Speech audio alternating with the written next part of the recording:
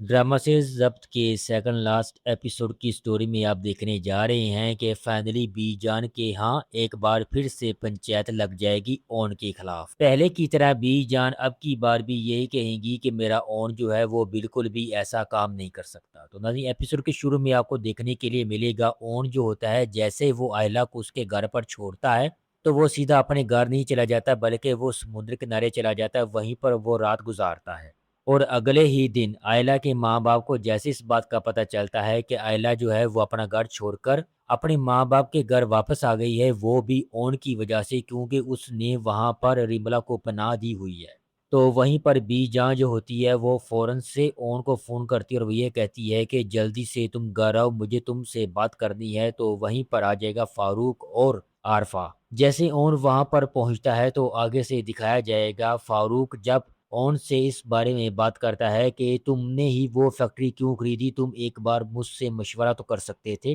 تو اون جب یہ سب بات سب کو بتاتا ہے کہ میں نے وہ فیکٹری لی نہیں بلکہ خریدی ہے، کیونکہ میرے باپ کی جو جائیداد میرے نام پر تھی میں نے اسے سیل کیا، اور ریملا نے کہا کہ وہ اس فیکٹری کو بیچنا چاہتی ہے تو میں نے اس فیکٹری کو خرید لیا۔ عارفہ جو ہوتی ہے وہ بی جان کو یہ کہتی ہے کہ آپ اس سے کہیں کہ یہ ہماری فیکٹری واپس کر دے، تو آگے سے اون یہ کہتا ہے کہ وہ فیکٹری میں نے خریدی ہے، تو لہٰذا آپ کو اگر اپنی فیکٹری واپس چاہیے تو آپ مجھ سے خرید سکتی ہیں، میں آپ کو واپس نہیں کروں گا۔ تو ناظرین اون جیسے اپنی صفائی دے کر جیسے وہاں سے جانے کی کوشش کرتا ہے تو وہیں پر آ جائے گی آئلہ، اور آئلہ اور اون کا جیسے ٹاکرا ہوگا تو آگے سے آئلہ جو ہوتی ہے وہ اون کو ڈیورس پیپر تھما دیتی ہے اور وہ یہ کہتی ہے کہ مجھے ان پر آپ کے دستخط چاہیے۔ تو آگے سے ناظرین دکھایا جائے گا اون جو ہوتا ہے وہ یہ کہتا ہے کہ میں نے تم سے صرف اعتبار مانگا تھا، محبت نہیں مانگی تھی، لیکن تم نے میرے منہ پر تماچا مارا ہے۔ تو آگے سے آئلہ اس کو یہ کہتی ہے کہ اس نے میرے سامنے آپ سے محبت کا اظہار کیا ہے، میں کس طرح اس بات کو برداشت کر لوں۔